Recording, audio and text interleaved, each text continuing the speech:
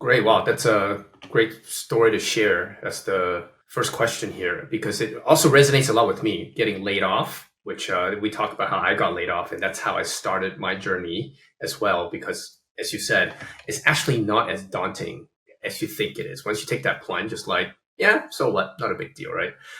And then this whole emphasis on freedom, which is great. So I want to ask you actually, next question is how does what you do then for the last 20 years align with your values and purpose?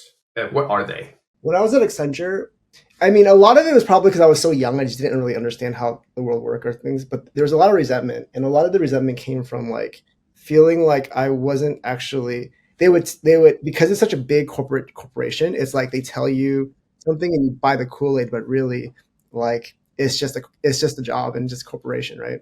And I experienced kind of like almost like getting stabbed in the back, but it was probably all my fault. But I experienced that feeling at a young age, and I was like, um, I and then I felt like very disillusioned about work and about people, and I was like, if I'm going to live the rest of my life, I'm going to have to start creating my own worlds and be able to create my own values and inject in it, right? And so, I mean, when early on, the first maybe 10 years of working, I try to find